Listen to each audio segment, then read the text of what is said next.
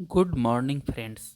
Sorry teaching point के इस channel में आपका स्वागत है। आज की इस वीडियो में हम लोग वर्ण, वर्णमाला, वर्णमाला के प्रकार जैसे स्वर, व्यंजन और इनके प्रकार यानी स्वर और व्यंजन के भेद, मतलब स्वर्ण और व्यंजन को कितने कितने भागों में बांटा गया है, उनका उच्चारण स्थान, इसके बारे में हम लोग कंप्लीट स्टडी करेंगे। ये वीडियो में वर्णमाला का पूरा कंसेप्ट आपको इस वीडियो को देखने से मिल जाएगा। तो हम लोग शुरू करते हैं वर्णमाला से। इसमें कौन कौन से चीज़ को हम लोग को पढ़ना है। तो सबसे पहले हम लोग शुरू करते हैं कि ये हेडिंग हुआ टॉपिक, जिसको हम लोग क्या बोलते हैं, वर्णमाला। वर्णमाला में हम लोग को सबसे पहले वर्ण को जानना है। तो वर्ण किसको कहते हैं? वर्ण तो भाषा की सबसे छोटी इकाई ध्वनि होती है और इसी ध्वनि को वर्ण कहा जाता है। यानी किसी भी भाषा की सबसे छोटी इकाई जो होती है वो ध्वनि होती है और इसी ध्वनि को हम लोग क्या बोलते हैं, वर्ण कहते हैं। किसी भाषा की सबसे छोटी इकाई ध्वनि होती है और ध्वनि को क्या कहते हैं, हम लोग वर्ण कहते हैं। तो वर्ण क्लियर हो गया। अब वर्णमाला किसको बोला जाता है? तो वर्णों के व्यवस्थित समूह को वर्णमाला कहते हैं। वर्णों के व्यवस्थित समूह को वर्णमाला कहते हैं। अगर आपको फिगर ब्लर दिखाई देता होगा तो अपने यूट्यूब के सेटिंग से वीडियो का क्वालिटी बढ़ा लीजिएगा, तो बहुत अच्छे से दिखाई देगा। अब हम लोग चलते हैं कि हिंदी में टोटल कुल कितना वर्णमाला है। तो हिंदी में कुल वर्णों की संख्या 52 है। यानी हिंदी वर्णमाला में टोटल वर्ण जो है वो 52 है। तो हम लोग तीन बात समझें। भाषा की सबसे छोटी इकाई ध्वनि होती है और इसी ध्वनि को हम लोग वर्ण बोलते हैं। वर्णों के व्यवस्थित समूह को हम लोग वर्णमाला बोलते हैं और हिंदी में कुल वर्णों की संख्या 52 है। तो अगर आपसे क्वेश्चन पूछा जाए कि हिंदी वर्णमाला में कुल वर्णों की संख्या कितनी है, तो उसका सही आंसर होगा 52। अब हम लोग आगे चलते हैं। हिंदी के वर्णमाला में जितने भी वर्ण हैं उनको दो भागों में बांटा गया है। उसको हम लोग बोलते हैं, एक को स्वर बोला जाता है और एक को व्यंजन बोला जाता है। ठीक है। तो हिंदी वर्णमाला के जितने भी वर्ण हैं उनको दो भागों में बांटा गया, एक स्वर हुए और दूसरा व्यंजन। अब हम लोग चलते हैं स्वर किसको कहते हैं उसकी तरफ। तो जो वर्ण स्वतंत्र रूप से बोले जाते हैं वे स्वर कहलाते हैं। यानी जिस वर्ण को बोलने में, यानी जिस वर्ण के उच्चारण में किसी दूसरे वर्ण की सहायता नहीं ली जाती है, तो उस वर्ण को हम लोग क्या बोलते हैं, स्वर वर्ण बोलते हैं। जैसे अ हो गया, तो अ में हम लोग किसी का हेल्प नहीं लेते हैं। लेकिन देखिए एक वर्ण है जैसे क है, तो क को बोलने के लिए हम लोग को अ का सहायता लेना पड़ता है, इसीलिए क स्वर वर्ण नहीं होता है। लेकिन अ जो होता है वो स्वर वर्ण हो गया। आ हुआ, ये सब स्वर वर्ण का प्रकार हो गए। यानी वैसा वर्ण जिसका उच्चारण बिना किसी सहायता से हो उसको हम लोग स्वर वर्ण बोलते हैं। ठीक है। तो ये हो गया स्वर वर्ण का डिफिनीशन। अब हम लोग चलते हैं कि स्वर वर्ण कितने प्रकार के होते हैं। तो हम लोग यहाँ देखते हैं स्वर वर्ण के प्रकार।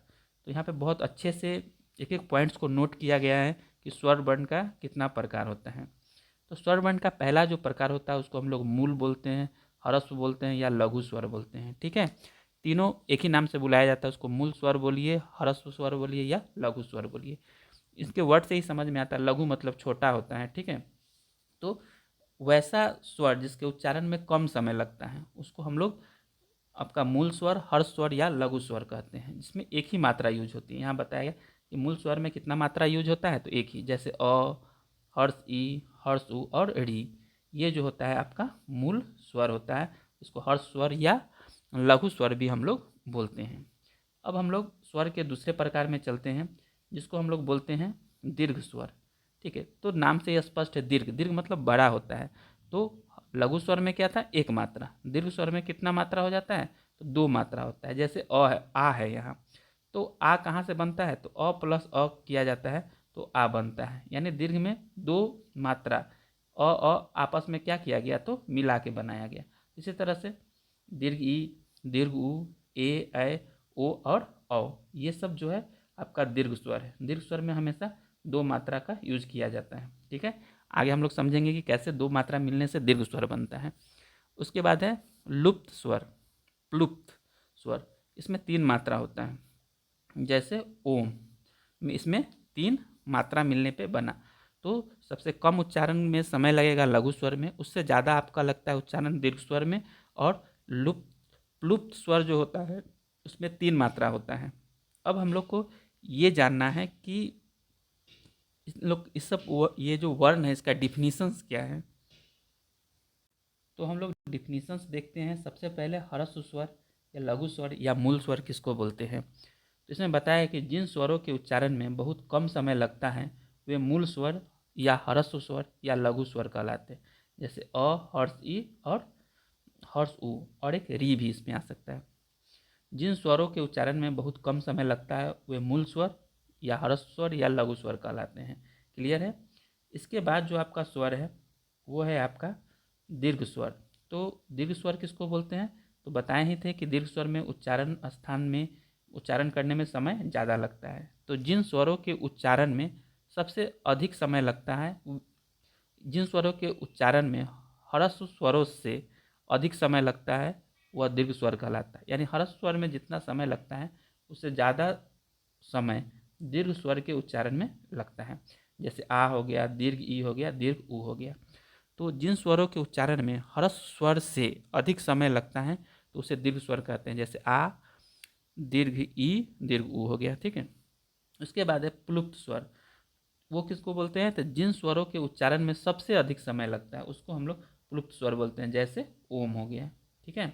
तो सबसे ज़्यादा कोई पूछेगा कि किस स्वर के उच्चारण में समय लगता है, तो प्लुप्त स्वर। और सबसे कम किस में लगता है, तो आपका ह्रस्व स्वर या लघु स्वर में लगता है। इसके बाद अब हम लोग जानना चाहते हैं, आपको बताया जा रहा है कि स्वर की कितना संख्या। तो वर्णमाला में स्वरों की जो संख्या है वो टोटल आपका 11 होता है। यानी स्वरों की टोटल संख्या 11 होता है, जिसमें अयोगवाह स्वर 2 होते हैं। ऐसे 11 हुआ, उसके बाद अयोगवाह स्वर 2 होते हैं, यानी कुल स्वर जो हो जाएगा वो 13 होगा। ऐसे नॉर्मली कोई पूछेगा स्वरों की संख्या कितना होता है, तो 11, और अयोगवाह स्वर लेकर दो और ज़्यादा हो जाते हैं तो 13 हो जाते हैं। अब इसमें 11 स्वर में कौन कौन से स्वर हैं, तो अ, आ, हर्ष ई, दीर्घ ई, हर्ष उ, दीर्घ उ, री, ए, ऐ, ओ, औ, ये टोटल मिला के आपके हो गए 11। ठीक है। उसके बाद 2 अयोगवाह आ गए, तो अंग और अ को क्या बोला जाता है, अयोगवाह बोला जाता है। तो अयोगवाह आने से ये आपका टोटल 13 हो गए। अब यहाँ पे हम लोग सिंबल बताया गया कि अनुसार के लिए अनुस्वार जहाँ देना रहता है उसके लिए हम लोग ये सिंबल यूज करते हैं, और विसर्ग जहाँ देना होता है उसके लिए हम लोग ये वाला सिंबल यूज करते हैं। तो ये हम लोग स्वर के बारे में जाने। अब हम लोग आगे चलते हैं। तो अब हम लोग आगे पढ़ेंगे स्वरों का वर्गीकरण, स्वरों को कैसे वर्गीकृत किया गया। इससे पहले हम लोग समझे कि मूल स्वर, ह्रस्व स्वर या लघु स्वर हो गया, दूसरा इसका प्रकार हो गया दीर्घ स्वर, और तीसरा प्लुप्त स्वर था। ठीक है। अब यहाँ पे हम लोग स्वरों का वर्गीकरण 4 भाग में कर दिया गया है। इसमें है कि मूल स्वर, ह्रस्व स्वर और लघु स्वर के अंतर्गत 4 आते हैं, अ, हर्षी, हर्षु और री। यहाँ पे संख्या लिखा बताया गया 4। यानी कोई पूछेगा मूल स्वर का संख्या कितना होता है, तो 4 होता है।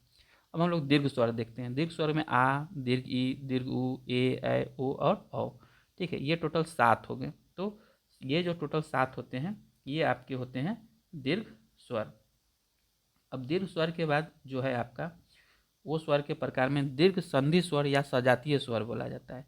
सजातीय का मतलब होता है एक ही तरह के अक्षर को मिला के नया जो स्वर बनता है उसको हम लोग सजातीय स्वर बोलते हैं। जैसे अ मिला के आ बनेगा, तो इसमें 2 अ मिला, सजातीय मिला। हर्ष ई को मिला के दीर्घ ई बना, इसलिए इसको हम लोग सजातीय स्वर बोलते हैं। फिर हर्ष उ और हर्ष उ को मिला के दीर्घ उ बना, इसलिए इसको हम लोग सजातीय स्वर बोलते हैं। उसके बाद एक हुआ पार्ट जिसको हम लोग क्या बोलते हैं, विजातीय स्वर। विजातीय में डिफरेंट डिफरेंट मिलाया होता है। जैसे ए है, ऐ है, ओ है और औ है। तो ए जो है अ और ई को मिला के ए बना हुआ है, इसलिए हम लोग को विजातीय स्वर बोलते हैं। विजातीय स्वर मतलब कि 2 अलग अलग स्वरों को मिलाने से जो स्वर बनता है उसको विजातीय स्वर बोलते हैं। जबकि सजातीय स्वर वह होता है जिसमें 2 सेम टाइप के स्वर को, यानी 2 एक ही तरह के स्वर को मिलाने से जो नया स्वर बनता है उसको हम लोग सजातीय स्वर बोलते हैं। उसके बाद दीर्घ स्वर तो हम लोग जानते हैं कि जिस स्वर के उच्चारण में मूल स्वर से या हर्ष स्वर या लघु स्वर से ज़्यादा समय लगता है उसको दीर्घ स्वर बोलते हैं, और जिस स्वर के उच्चारण में सबसे कम समय लगता है उसको हम लोग लघु स्वर बोलते हैं। तो उम्मीद है कि आपको यहाँ तक समझ में आया होगा। अगर कहीं कोई प्रॉब्लम है तो कमेंट बॉक्स में आप उसके बारे में हमसे पूछ सकते हैं, ठीक है। तो अब हम लोग इस वीडियो में आगे चलते हैं। आगे है कि ये संयुक्त स्वर का निर्माण कैसे कैसे हुआ उसके बारे में आपको बताया गया है। तो इसमें है कि अ और हर्ष ई मिलने से ए बनता है, अ और ए मिलने से ए बनता है, अ और उ मिलने से ओ बनता है, अ और ओ मिलने से औ बनता है। इसके बाद स्वरों के उच्चारण स्थान को हम लोग समझते हैं कि कहाँ से किस स्वर का उच्चारण कहाँ से है। तो कंठ से जो बोलने वाला स्वर है उसमें अ और आ आता है, ठीक है। इसको याद रखना है, ये बहुत इंपॉर्टेंट है, किसी भी एग्जाम में पूछा जाता है। तालाब्य से यानी तालाब्य से बोलने वाला जो स्वर हुआ वो हर्ष ई और दीर्घ ई हुआ। ओष्ठ से बोलने वाला यानी ओष्ठ जिस स्वर का उच्चारण स्थान है उसमें आता है आपका हर्ष उ और दीर्घ उ। मूर्धन्य से जो बोलने वाला होता है उसमें री आता है। कंठ तालाब्य से जो बोला जाता है, कंठ और तालु के मिलने से यानी दोनों के कॉम्बिनेशन से जो बोला जाता है उसको हम लोग ए और ए बोलते हैं। कंठोस्थ स्वर जो होता है उसमें ओ और औ आता है। तो ये हो गया आपके स्वरों का उच्चारण स्थान, जो बहुत इंपॉर्टेंट है, इसलिए आप इसका स्क्रीनशॉट भी ले सकते हैं। और अगर आपको वीडियो पसंद आए तो चैनल को लाइक करें, इसको सब्सक्राइब करें, जिससे को मोटिवेशन मिले और इसी तरह का वीडियो हम और भी आपके लिए बनाएं। अब है जीभ के आधार पर स्वर का उच्चारण स्थान, यानी जीभ के हिसाब से किस स्वर का कहाँ से उच्चारण स्थान है उसके लिए बताया गया। जैसे अग्र स्वर यानी आगे वाले जीभ से जो बोला जाता है उसमें आपका आता है ई, हर्ष ई, दीर्घ ए और ए। मध्य से जो बोला जाता है उसमें अ आता है, और पश्च स्वर जो होता है उसमें आ, हर्ष उ, दीर्घ उ, ओ और औ आता है, ठीक है। इस तरह से टोटल 4 जो हो गए अग्र स्वर हो गए, 1 मध्य स्वर हो गए और 5 पश्च स्वर हो गए। अब हम लोग आगे देखते हैं। तो हम लोग टोटल स्वर के बारे में हम लोग पढ़ लिए। अब हम लोग व्यंजन के बारे में समझते हैं। ये वीडियो बहुत ही इंपॉर्टेंट है क्योंकि इसमें वर्णमाला का टोटल कॉन्सेप्ट को एक ही वीडियो में पूरे अच्छे से आपको समझा के बताया गया है।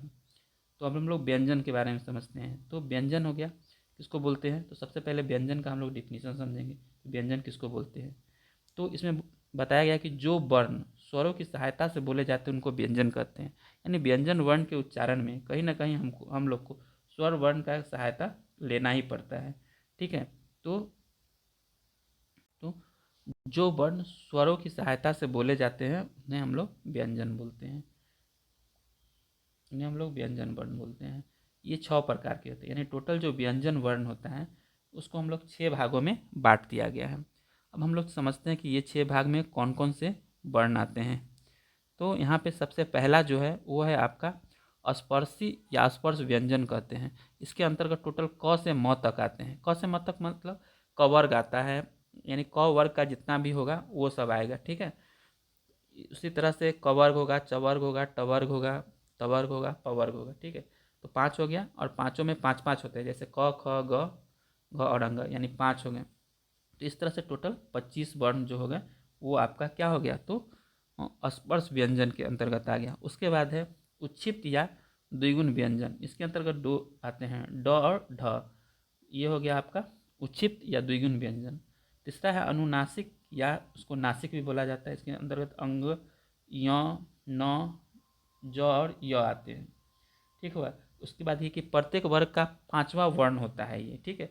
यानी सबका 5वां जो होता है उसको हम लोग नासिक या उसको हम लोग अनुनासिक बोलते हैं। जैसे क वर्ग का अंग हो गया, च वर्ग का य हो गया, उसी तरह से ट वर्ग का न हो गया, फिर त वर्ग का न और प वर्ग का म। यानी 5वां जो होता है उसको हम लोग यहाँ पे अनुनासिक या नासिक बोलते हैं। उसके बाद है कि य, र, ल और व को जो बोला गया उसको हम लोग अंतस्थ व्यंजन कहते हैं। अंतस्थ व्यंजन में य, र, ल और व आता है। फिर है उष्ण व्यंजन या इसको हम लोग संघर्षी व्यंजन बोलते हैं। इसके अंतर्गत तालाब्य स, मूर्धन्य स, दंत स और ह आते हैं। इसके बाद है क्या कि संयुक्त व्यंजन किसको बोला जाता है। संयुक्त व्यंजन मतलब होता है कि दो व्यंजनों के मेल से जो व्यंजन बनता है उसको हम लोग संयुक्त व्यंजन बोलते हैं। इसमें अक्ष, त्र, ज्ञ और स्र आता है, जो यहाँ पे आपको बताया गया है, अक्ष, त्र, ज्ञ और स्र। अब हम लोग इसको उच्चारण स्थान और इसको हम लोग तालिका से समझते हैं कि कहाँ से किसका उच्चारण स्थान है। जैसे कवर्ग, कवर्ग का मतलब होता है टोटली, क से लेके क में जितना भी है क ख ग और घ, यानी ये हो गया क वर्ग का जितना भी इसमें मेंबर है वो हो गए। ठीक है, तो इसमें स्पर्शी व्यंजन में आपको बताया गया कि क से लेके कहाँ तक होता है, म तक होता है। तो ये पूरा आते हैं इसमें, फिर ये ग्रुप पूरा आता है 5-5 का, 4 हो गया। और फिर इसी तरह से एक और ग्रुप हो गया नीचे। तो ये आपको मिला के टोटल 25 स्पर्शी व्यंजन बन हो जाते हैं। तो कवर का जो उच्चारण स्थान है क से, कंठ व्यंजन, यानी इसको कंठ से बोला जाता है। ठीक है, उसके बाद है चवर्ग जो हो गया, उसका उच्चारण स्थान है तालाब्य से। उसके बाद टवर्ग है, उसका मूर्धन्य से होता है, टवर्ग का दंत से होता है और पवर्ग का ओष्ठ से होता है। इस तरह से हम लोग समझें कि ये स्पर्शी व्यंजन वर्ण टोटल 25 हुए। कौन कौन, तो यहाँ से यहाँ तक टोटल स्पर्शी व्यंजन वर्ण दिया गया है जिसकी संख्या टोटल 25 है, जिसको हम राउंड करके आपको बता दिए। और उनका उच्चारण स्थान यहाँ पे, जैसे कवर्ग है तो कंठ है, चवर्ग है यानी च वाला टोटल वर्ण है उसको तालाब्य है, टवर्ग है तो उसका मूर्धन्य है। उसके बाद आपका ये तवर्ग है तो दंत है और ओष्ठ है। ठीक है, पवर्ग का। चलिए, इसके बाद व्यंजन वर्ण में हम लोग समझते हैं कि किसको अल्प प्राण, महाप्राण, अघोष, घोष या सघोष वर्ण किसको बोला जाता है। तो प्रत्येक वर्ग का 1, 2 एवं 5वां वर्ण अल्प प्राण कहलाता है।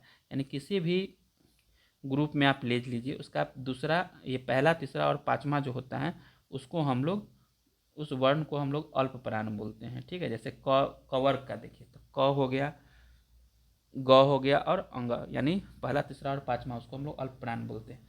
महाप्राण किसको बोलते हैं, तो प्रत्येक वर्ग का दूसरा और चौथा जो वर्ण होता है वो महाप्राण कहलाता है।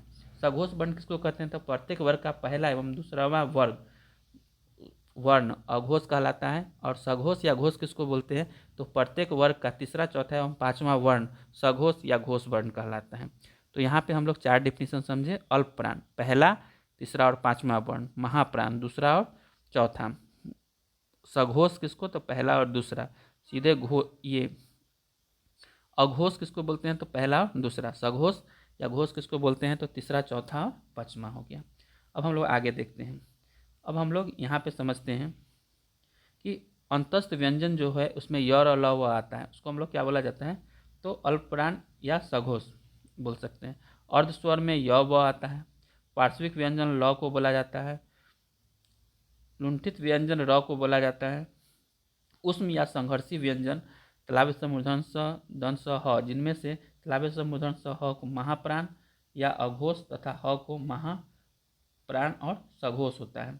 संयुक्त व्यंजन में अक्षर, ज्ञ और स्र आते हैं।